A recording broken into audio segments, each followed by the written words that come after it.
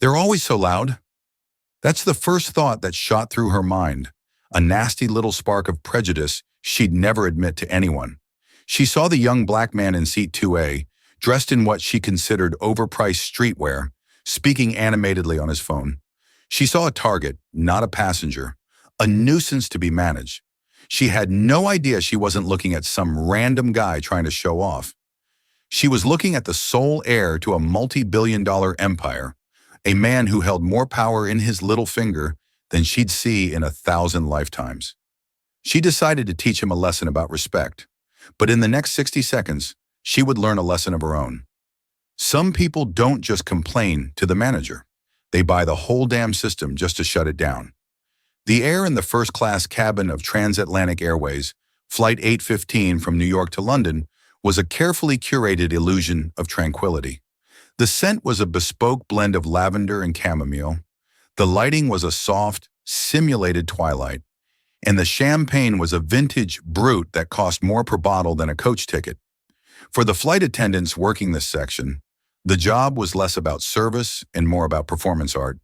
They were expected to be invisible yet omniscient, anticipating the needs of clientele who could, with a single angry email, end a career. Karen Miller, a senior flight attendant with 15 years of service, understood this better than anyone. She also resented it more than anyone. 15 years of smiling at arrogant tech bros, coddling the wives of hedge fund managers, and cleaning up after their spoiled children had curdled her once genuine smile into a brittle, professional mask.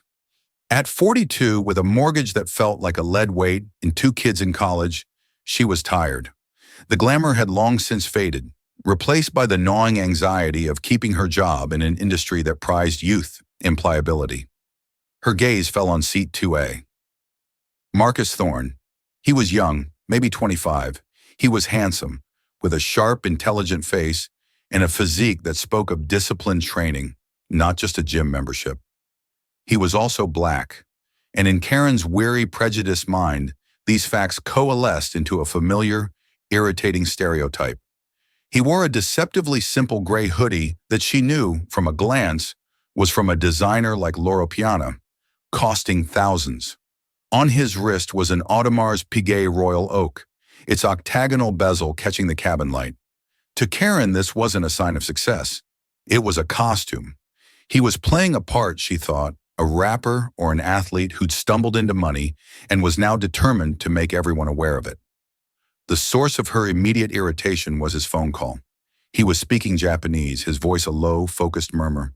The call had started before the cabin door was closed and had continued through the safety briefing, which he'd ignored. Now, as the plane was taxiing toward the runway, he was still talking. It was a violation of federal regulations, a clear-cut rule she was empowered to enforce. This, for Karen, was a gift. It was a chance to exert the small measure of authority she possessed. She glided down the aisle, her movements practiced and smooth. "Sir," she said, her voice dripping with artificial sweetness. "Sir, you need to end your call now. All electronic devices must be in airplane mode for takeoff." Marcus held up a single finger, a universal sign for one moment, without looking up. He said a few more words in Japanese, phrases that sounded like "confirmation on the acquisition" and "alert the Tokyo office," then ended the call. He looked up at her, his eyes calm and unreadable. "My apologies," he said, his voice a deep, cultured baritone that didn't match the stereotype in her head at all. "It's handled." He slipped the phone into his pocket. The politeness somehow angered her more than defiance would have. It felt condescending. "The rules are for everyone, sir," she said, her voice losing its sweet edge. "Not just the people in the back of the plane." A flicker of something, annoyance, maybe just weariness, crossed his face. "I am aware. It was an urgent business matter. It is concluded. Thank you." He turned his attention to the window, a clear dismissal. But Karen wasn't done. She felt the eyes of the other first-class passengers on them, the CEO of a German car company in 1B, the British actress in 3C. She felt a flush of self-righteousness. She was the authority figure here. She represented the airline, the FAA, the rules that kept them all safe. "It doesn't matter how urgent it is," she pressed on, her voice rising slightly. "We are on an active taxiway. Your business could have waited 5 minutes. It's a matter of respect for the crew and the other passengers." Marcus turned back to her slowly. His calm was unnerving. "With all due respect," he said, his voice dangerously quiet, "you made your point. I complied, and the issue is resolved. Continuing to lecture me is no longer about safety, is it? It's about something else." He had her. He had seen right through the professional veneer to the petty power trip beneath, and his calm exposure of it was humiliating. The blood rushed to her face. In that moment, all her frustrations, the mortgage, the condescending passengers, the fading youth, the 15 years of forced smiles, found a single convenient target in the face of this young, wealthy black man who she felt was looking down on him. "You people are all the same," she hissed, the words slipping out before she could stop them, a venomous whisper that was louder than a shout in the quiet cabin. "So arrogant. You think your money buys you the right to do whatever you want." Marcus's face went rigid. The calm vanished, replaced by a glacial cold. "What did you just say?" "You heard me," Karen snapped, emboldened by her own audacity. "I'd like your name," he said, his voice flat and hard, "and your employee number." A part of her brain, the professional part, screamed at her to stop, to apologize, to de-escalate, but the angry, resentful part had taken the wheel. "You want my name? You can file a complaint. They'll throw it in the trash with all the others from people like you trying to get a free flight voucher." "I don't want a voucher," Marcus said, his eyes locking onto hers. "I want your name." "It's Karen Miller," she spat, her pride overriding all common sense. "And I'm not afraid of you." And then, in a moment of catastrophic miscalculation, she did it. It wasn't a punch, but a sharp, stinging slap across his face. The sound was like a gunshot in the silent cabin. The German CEO flinched. The actress gasped, her hand flying to her mouth. For a heartbeat, there was absolute silence. Marcus Thorne didn't even blink. He simply sat there, the red mark of her hand blooming on his cheek. He slowly raised his hand, not to retaliate, but to pull his phone back out of his pocket. His fingers moved with an eerie calm, tapping the screen. He made one call. He didn't raise his voice. He didn't need to. He put the phone to his ear and spoke 3 sentences, his voice as clear and cold as a winter morning. "Rebecca, it's Marcus. There's been an incident on transatlantic flight 815. I need you to contact David." He hung up. He looked at Karen, his eyes holding no anger, only a terrifying, profound finality. It was the look of a judge who had just passed sentence. Karen Miller felt the first icy tendril of fear. She didn't know who Rebecca was. She had no idea who David was. But in the pit of her stomach, she knew she hadn't just slapped a passenger. She had slapped the wrong one. She had just set fire to her own life, and the system wasn't just going to shut down for her.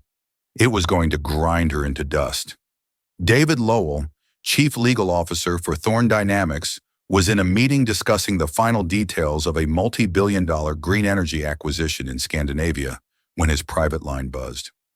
Only a handful of people had that number, and only one of them, Rebecca Finch, Caspian Thorne's formidable chief of staff, would ever use it during market hours for anything less than a corporate catastrophe. He excused himself, stepping into the soundproofed glass corridor overlooking the Manhattan skyline. "David," he answered. Rebecca's voice was clipped, all business. "David, I just had a call from Marcus. He's on TA 815 JFK to Heathrow, currently on the taxiway. He said there was an incident. A flight attendant assaulted him." David felt the temperature in the corridor drop. Assaulted? Not argued with, not insulted. Assaulted. Define assaulted. "He didn't elaborate, he just said he needed me to contact you. His tone, it was the one he uses when someone has crossed a line Caspian himself has drawn. I've already pulled the passenger manifest. The flight attendant is Karen Miller, employee number 743B. 15 years with Transatlantic. Marcus is in seat 2A. David's legal mind was already moving at lightning speed, processing variables, calculating leverage points, and mapping out a strategy. This wasn't a simple customer service complaint. This was an attack on the son of Caspian Thorne. Caspian Thorne didn't just run a global conglomerate. He was a force of nature who had built an empire from nothing, battling prejudice and institutional barriers at every step. He was fiercely protective of his family, particularly his son, whom he was grooming to take over. An attack on Marcus was an attack on the Thorne legacy itself. "Does Caspian know?" David asked. "Not yet. Marcus called me first. That was deliberate. He wants the pieces in place before the bomb goes off. You know how he operates. Strategy before emotion." "All right," David said, his voice now firm and commanding. "Here's the protocol. First, get me the CEO of Transatlantic Airways on the line. Not his assistant, not his deputy. Jonathan Creed. Tell his office it's a code black matter concerning Thorne Dynamics. They'll know what that means. We have a $60 million annual corporate travel account with them. That's our primary leverage point." "Already on it," Rebecca replied. "Second," David continued, "I want our aviation legal team to draft a preservation of evidence notice. It needs to be sent to Transatlantic's general counsel within the hour. Demand they preserve all CCTV footage from the gate and jet bridge, the cockpit voice recorder data for the relevant time frame, all internal communications regarding Flight 815, and the full employment and disciplinary file for Karen Miller.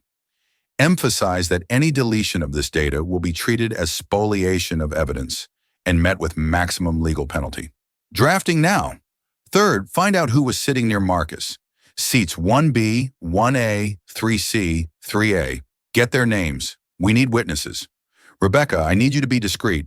Use our internal intelligence assets. We need to know who these people are before we approach them." "Understood." "Finally," David said, taking a deep breath, "tell Caspian, but tell him after I've spoken to Creed. Tell him the system is in motion and that we have control of the narrative." He hung up and walked back toward his office, his mind a whirlwind of clauses and consequences. The Scandinavian deal was forgotten. A new, more important file had just been opened, one that carried the full, terrifying weight of the Thorne name. Meanwhile, on Flight 815, the atmosphere had frozen. Karen Miller stood numbly in the aisle. The co-pilot's voice crackled over the intercom, announcing a delay due to unforeseen ground logistics. The other flight attendants in first class avoided Karen's eyes, moving about their duties with a frantic, nervous energy. They had all heard the slap. They had all seen the look on Marcus Thorne's face. Karen retreated to the galley, her heart hammering against her ribs. Fear was quickly being replaced by a desperate, defensive anger. "He provoked me," she told herself. "He was arrogant, dismissive. He broke the rules." She began constructing the narrative in her head, the one she would tell her husband, her union rep, her manager. The story where she was the victim, the hard-working professional, pushed to the brink by a privileged brat. The lead flight attendant, a woman named Susan, followed her in, her face pale. "Karen, what did you do?" she whispered. "I did my job," Karen snapped. "He refused to comply with safety regulations." "You slapped him," Susan hissed. "In front of a full first-class cabin. Do you know who that is?" "Some rich kid with a chip on his shoulder," Karen retorted, though the words sounded hollow even to her. "That rich kid is Marcus Thorne," Susan said, her voice trembling slightly. "His father is Caspian Thorne." The name didn't register immediately. It sounded vaguely familiar, like a name you'd read in the Wall Street Journal. Susan saw the blank look on her face. Caspian Thorne, Thorne Dynamics. They're one of the biggest corporate accounts we have. Maybe the biggest. They spend tens of millions with us every year. The floor seemed to drop out from beneath Karen's feet. The abstract fear now had a name and a number attached to it. $60 million. That was the number David Lowell had quoted. The weight of that number felt like it was physically crushing her. A gate agent suddenly appeared at the galley door, his face grim. "Karen Miller?" he asked, not meeting her eye. "The captain wants to see you, now." He paused. "And bring your things. You won't be flying today." As Karen walked the length of the plane to the cockpit, it felt like the longest walk of her life. She passed Marcus Thorne's seat. He was now looking at a tablet, seemingly engrossed in a spreadsheet. He didn't look up. It was as if she no longer existed. That more than anything terrified her. It wasn't anger she saw, but irrelevance. Back in New York, the call between David Lowell and Jonathan Creed, CEO of Transatlantic Airways, was brief and brutal. Creed, a man accustomed to command, found himself on the defensive from the first second. "Jonathan, it's David Lowell," David began, dispensing with pleasantries. "I'm calling about an incident on your Flight 815. It involves Marcus Thorne." Creed's stomach tightened. A call from Thorne's top lawyer was never good news. "David, I'm just hearing about a delay on the ground. What's happened?"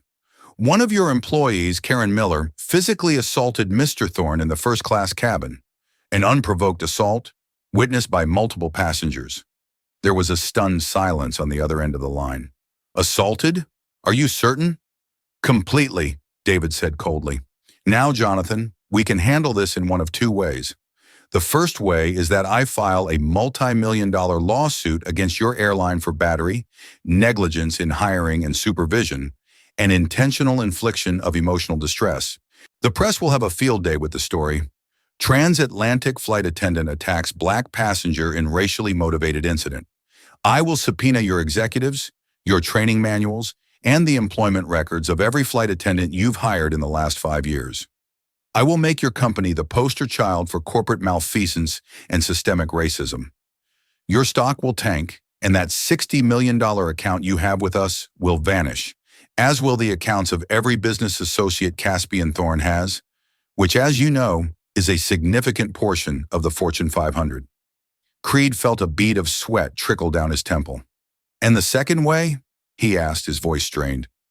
"The second way," David said, "is that you take immediate, decisive, and transparent action. Ms. Miller is to be terminated for cause, effective immediately. I want a written confirmation of her termination on my desk before her flight would have landed in London. You will issue a formal, public apology to Mr. Thorne. You will cooperate fully with our internal investigation and provide all the evidence I demanded from your general counsel. In return, Mr. Thorne may consider not pursuing personal litigation, and Thorne Dynamics may consider not immediately severing our business relationship. The choice is yours, Jonathan.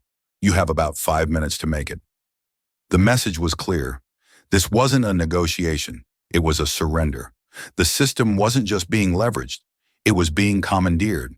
For Karen Miller, the slow, grinding gears of corporate self-preservation had just begun to turn, and she was standing right in their path. The termination email arrived while Karen was in a sterile, windowless interrogation room at JFK, being questioned by an airport-based regional manager and a stone-faced woman from corporate HR who had been dispatched with alarming speed.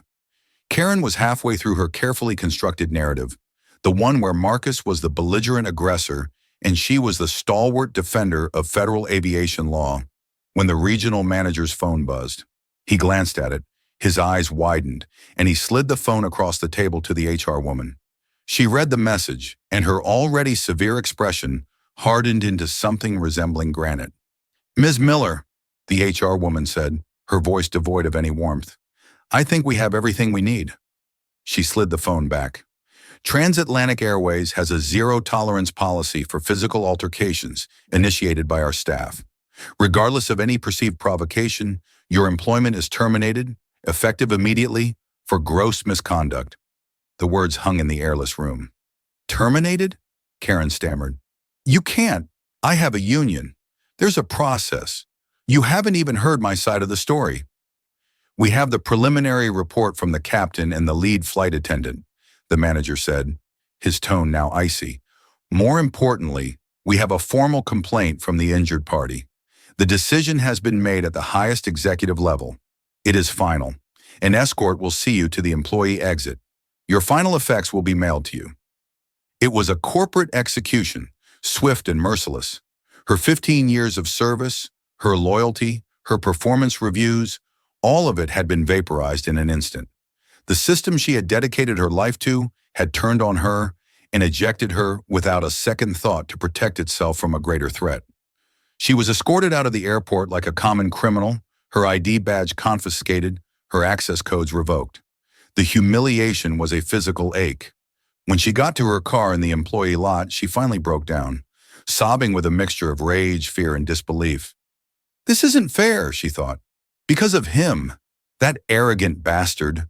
Her husband, Dave, was a building contractor, a stoic man who believed in hard work and paying your dues.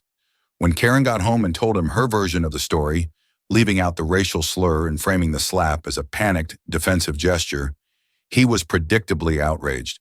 "They fired you? Just like that? For doing your job?" he fumed. "We'll fight this. We'll get the union lawyers. We'll sue them for wrongful termination."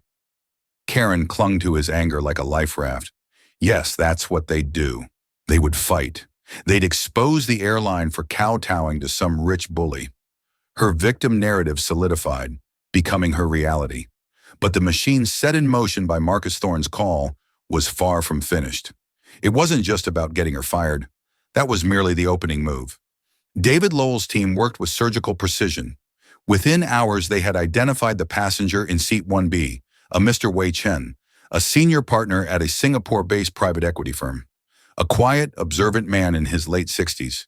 An associate from Thorne Dynamics' Singapore office, who happened to have a pre-existing professional relationship with Chen's firm, placed a polite, informal call. Mr. Chen, a man who valued decorum and hated public scenes, was more than willing to provide a statement. His account was devastating to Karen's case. He described Marcus Thorne as perfectly calm and compliant. He detailed how Karen Miller had been unnecessarily aggressive and belligerent. He quoted her exact words, including the venomous, "You people are all the same."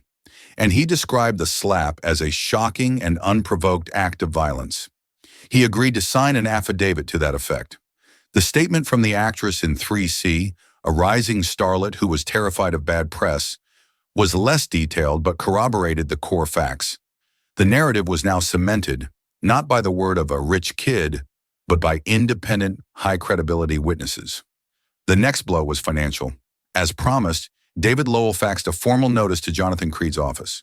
It wasn't a lawsuit, but a notification that Thorne Dynamics was initiating an audit of their contract with Transatlantic, citing a breach of the Service and Safety Agreement clause. It was a clear signal that the $60 million account was on life support. But Caspian Thorne decided that wasn't enough. He made 2 phone calls himself. The first was to the CEO of Aero Leasing International, the company that leased nearly a third of Transatlantic's long-haul fleet. The second was to the chairman of the investment bank that held a significant portion of the airline's debt. He didn't make threats. He just expressed his profound disappointment in Transatlantic's corporate culture and safety standards, and mentioned that Thorne Dynamics was reevaluating its strategic partnerships across the entire travel and logistics sector. The message was subtle but unmistakable. The ripples spread instantly.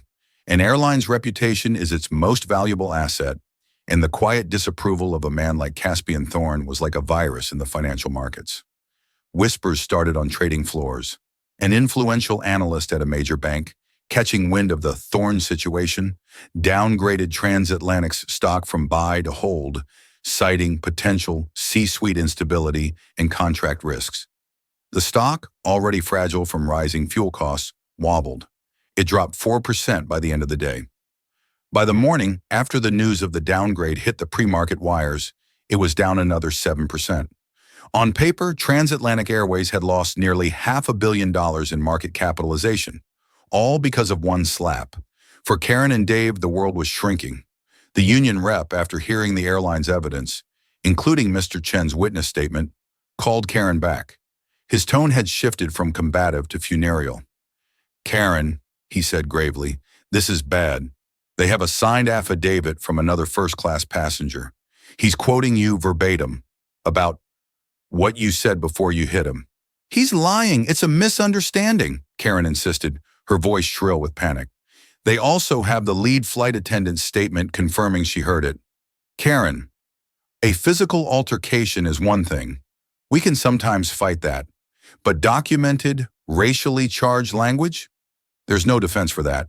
The airline will paint you as a racist and a liability. If we take this to arbitration, we will lose, and it will get very public. The best I can do is try to negotiate the terms of your termination to voluntary resignation, so it doesn't look so bad on your record." The offer was a gut punch. Resign? Admit guilt? "No, I'm not resigning. I didn't do anything wrong," she yelled, slamming the phone down. The consequences began to bleed into their personal life. Karen tried applying to other major airlines. Her applications were met with silence or polite, instantaneous rejections. She was blacklisted. The term gross misconduct was a scarlet letter in the tight-knit aviation community. No one would touch her. The loss of her income was immediate and catastrophic. Her salary had been the stable foundation of their finances. Dave's contracting work was feast or famine. The college tuition payments were due. The mortgage on their oversized suburban house suddenly looked less like an investment and more like a ticking time bomb. The argument started. Dave, seeing the union backing away and the reality of their financial situation setting in, began to doubt her story. "Karen, you have to be honest with me," he said one night, his voice heavy with exhaustion. "Did you really say what they claim you said?" "They're twisting my words. Why are you taking his side?" she screamed. "I'm on the side of not losing our house," he yelled back. "You picked a fight with a guy who can crush us without even thinking about it. What in God's name were you thinking?" The foundation of their marriage, already strained by years of financial pressure, began to crack. Karen's self-righteous anger was her only defense against the crushing weight of her mistake. But it was isolating her, turning her into a stranger in her own home. She had wanted to teach a lesson about respect, but the universe was now giving her a brutal, comprehensive education on the true nature of power and consequence. The system wasn't just shutting down, it was methodically, impersonally, and completely unraveling her life, thread by thread. A week after the incident, the story, which had been a tightly controlled corporate crisis, exploded into the public domain. It wasn't a leak from the Thorne camp. They operated with more finesse. It came from a disgruntled transatlantic employee, a mid-level manager in the PR department who was furious about the stock drop affecting his pension plan. He anonymously tipped off a reporter at Bloomberg, framing the story for maximum impact. Billionaire's son assaulted on TA flight. Airline in chaos as powerful father seeks revenge. The article was a bombshell. It named Karen Miller. It detailed the stock plunge. It quoted anonymous sources within the airline describing the code black call and the panic in the executive suite. Suddenly, Karen wasn't just an unemployed flight attendant. She was a national news story, a villain in a drama of class, race, and power. Her photo, a cheerful one from her now-deleted Facebook page, was everywhere. The narrative was set. A bitter, racist Karen had attacked a young black man, and his powerful father was exacting a terrible and swift revenge. The public reaction was a firestorm. On social media, she was vilified, doxxed, and threatened. But a counter-narrative also emerged. Pundits and online commentators began to frame it as a story of corporate bullying. A working-class woman, a mother of two, was being destroyed by an untouchable billionaire family. "Is this justice, or is it a rich man's vendetta?" one popular talk show host asked. This new narrative twist was exactly what Jonathan Creed, the CEO of Transatlantic, had been waiting for.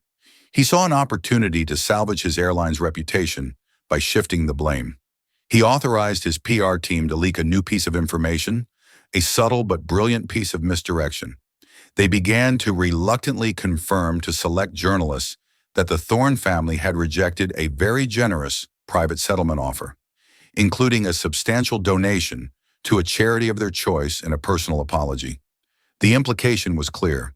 The Thornes weren't interested in making things right. They were interested in punishment.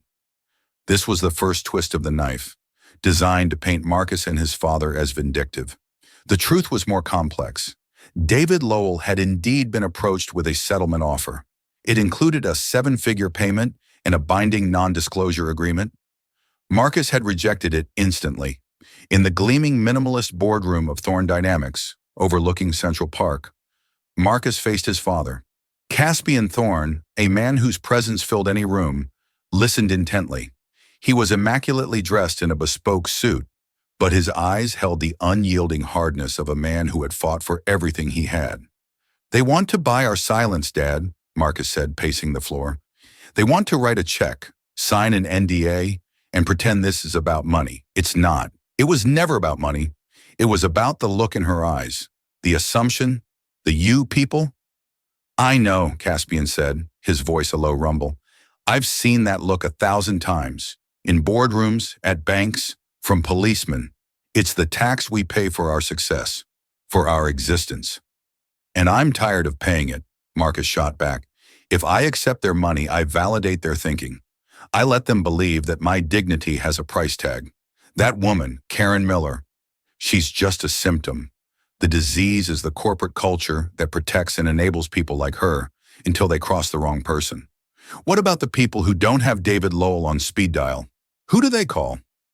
This was the heart of the matter. Marcus wasn't seeking revenge against Karen Miller. He was seeking accountability from Transatlantic Airways. He instructed David Lowell to send back a counteroffer, one they knew the airline would never accept. He didn't ask for money. He demanded three things. One, a public, primetime apology from CEO Jonathan Creed, not just to Marcus, but for the airline's systemic failures in training and diversity.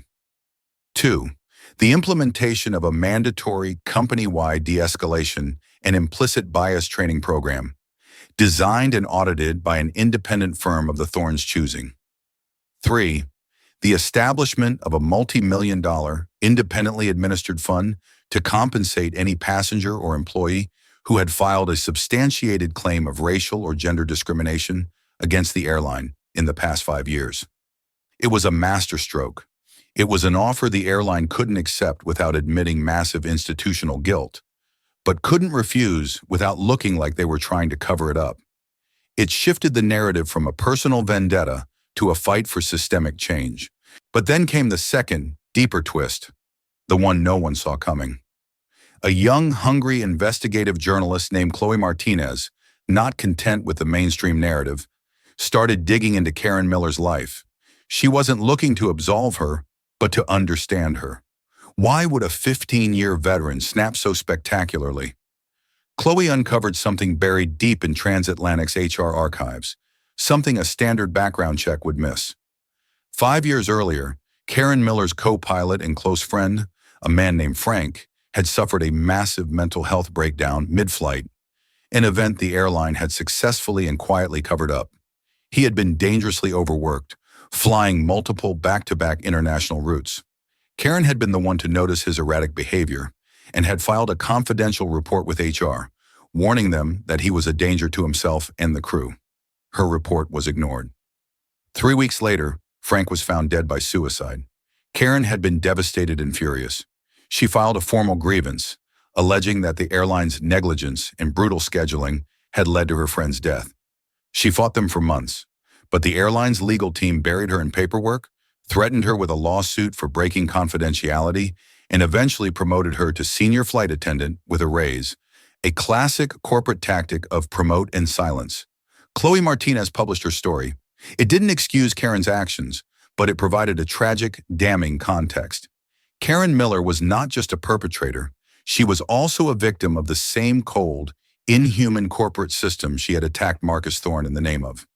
She was a woman broken by a system that demanded perfection while breeding resentment, a system that had ignored her when she tried to save a friend's life, then empowered her with petty authority over its passengers. Her bitterness wasn't born in a vacuum. It was cultivated in the toxic soil of corporate indifference. The story went viral. Now the public saw not just a villain, but a tragic figure. A woman whose own trauma and powerlessness had been misdirected in an ugly, racist outburst. The clean lines of the drama, good versus evil, victim versus villain, were now irrevocably blurred. For Marcus, this revelation was profoundly unsettling. His fight was with the airline, with the system. But the face of that system, Karen Miller, was now revealed to be one of its casualties. Crushing her no longer felt like justice. It felt like participating in the same cycle of destruction that had broken her in the first place. The knife had been twisted, and it was now cutting both ways, revealing a far more complicated and painful truth than a simple story of a slap and its consequences. The revelation of Karen Miller's past, meticulously unearthed and broadcast by the investigative journalist Chloe Martinez, did not just change the chessboard, it flipped the entire table. The story of her ignored warnings about a suicidal co-pilot and the airline's subsequent calculated act of promoting and silencing her became a powerful counter-narrative that resonated deeply with a public wary of corporate malfeasance. This new tragic context gave Transatlantic a perverse and unexpected form of ammunition. Their PR team, masters of narrative warfare, pivoted with breathtaking cynicism. They began to leak carefully worded statements to sympathetic journalists, framing Karen Miller as a deeply troubled employee. Her reprehensible actions, they suggested, were not a reflection of the airline's culture, but the unfortunate and unforeseeable result of her personal trauma, a trauma for which the airline, their lawyers quickly added, bore no legal or financial responsibility. They were attempting to use the very tragedy they had created as a shield against accountability. For Caspian Thorne, this maneuver was the ultimate act of corporate depravity. Seated in his sprawling office, a glass-walled sanctuary high above the ceaseless energy of Manhattan, he saw the move for what it was, a grotesque deflection. It was one thing to defend the company against an attack. It was another entirely to exhume the ghost of a dead pilot and weaponize the trauma of a broken employee to evade responsibility. He had witnessed this exact brand of cold-blooded calculus in boardrooms and back-alley deals for 40 years. It enraged him with a searing, primal fury. "They're parasites," he said, his voice a low, vibrating growl that seemed to shake the very air in the room. He slammed a hand down on his polished obsidian desk, the sound echoing the finality of a gavel. "They cultivate a garden of poison, then feign shock when one of its flowers turns toxic. They created the monster, and now they want to cry victim because it finally bit someone. We are not letting them get away with this. We will burn them to the ground." Marcus, however, stood by the floor-to-ceiling windows, looking not at his father, but at the city below. He had been profoundly disturbed and moved by Chloe Martinez's story. The image of Karen Miller in his mind was no longer a simple caricature of a bitter, racist flight attendant who had assaulted him. That woman still existed, and he did not absolve her.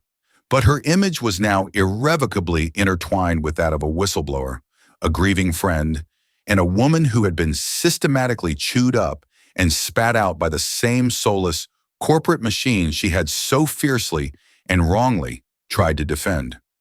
His quest for systemic justice, once a clear and righteous path, now felt muddy and hollow if its primary casualty was yet another victim of that same corrupt system. Revenge, he was beginning to understand, was a simple, brutalist structure. Justice, however, was a complex and sprawling cathedral, full of shadowed alcoves and moral compromises. "Dad," Marcus said, his voice cutting through his father's tirade with a calm that belied the storm of thoughts within him. "Stop for a moment. What is the actual goal here? Is it truly to burn transatlantic to the ground, or is it to actually make things right? For what their culture produced, for what she did to you, and for the gall of what they're doing now?" "They absolutely deserve to burn," Caspian retorted, his fury unabated. "And what happens the day after we light the match?" Marcus countered, turning to face him. His expression was not one of defiance, but of earnest, challenging inquiry. "Their stock collapses completely. They file for Chapter 11. 30,000 employees, pilots, mechanics, baggage handlers, cleaners, gate agents. They all lose their jobs, their pensions, their health care. The executives who made these decisions, they walk away with multi-million-dollar golden parachutes. The company's assets, the planes, and the routes get bought for pennies on the dollar by some vulture capital fund that will squeeze them even harder.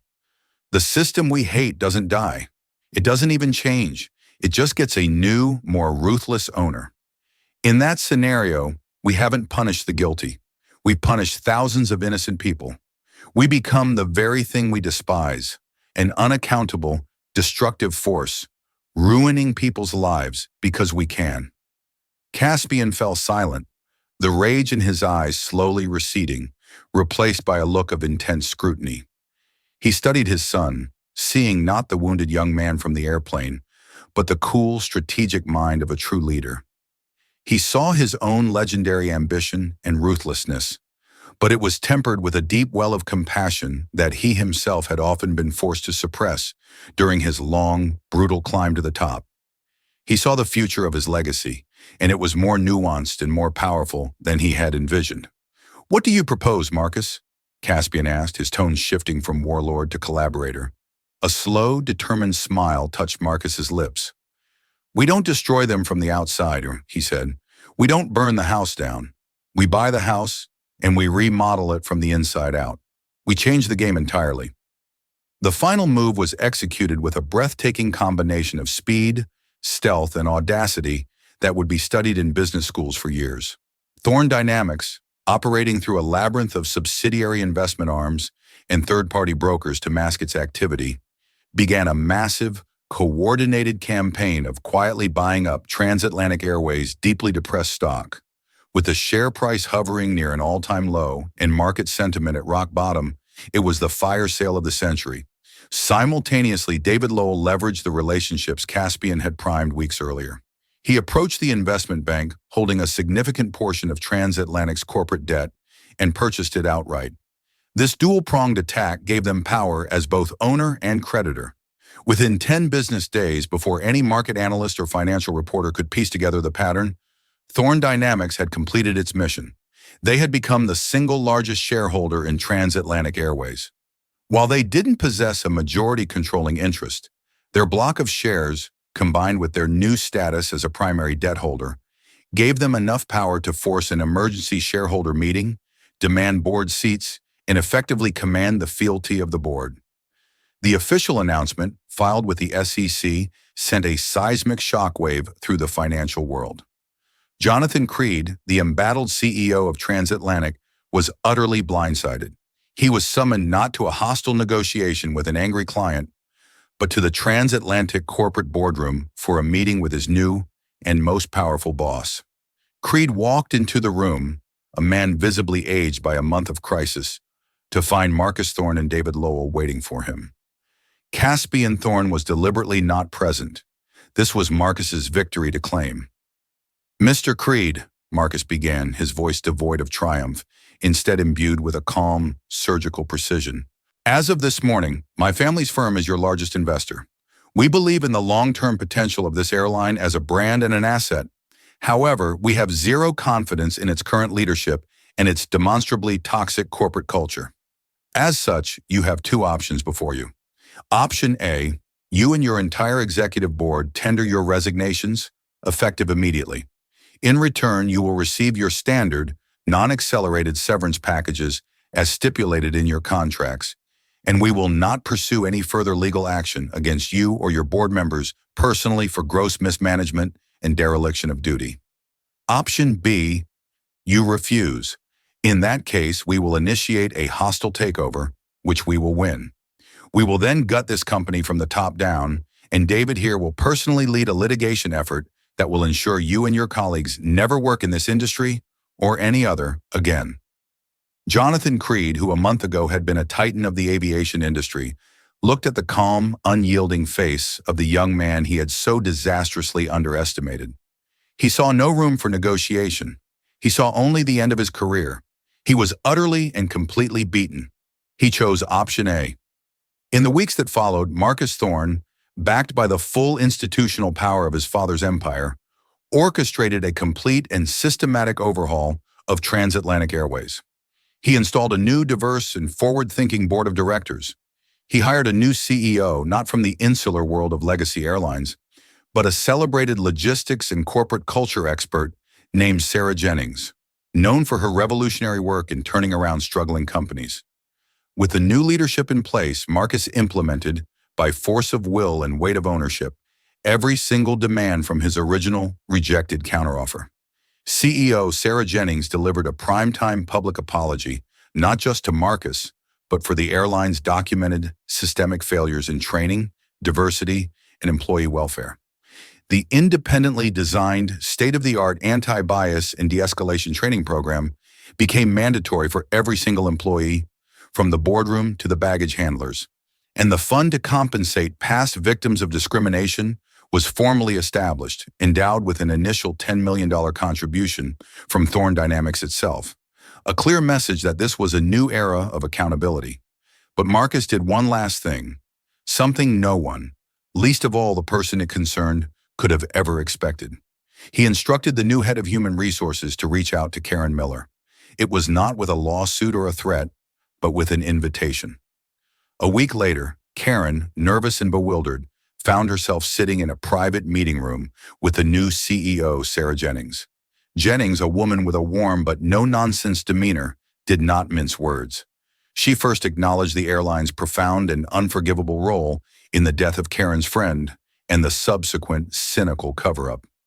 On behalf of the new transatlantic airways, she offered Karen a sincere, formal, and unconditional apology for that deep institutional failure. Then, Jennings continued, leaning forward, she offered Karen a choice.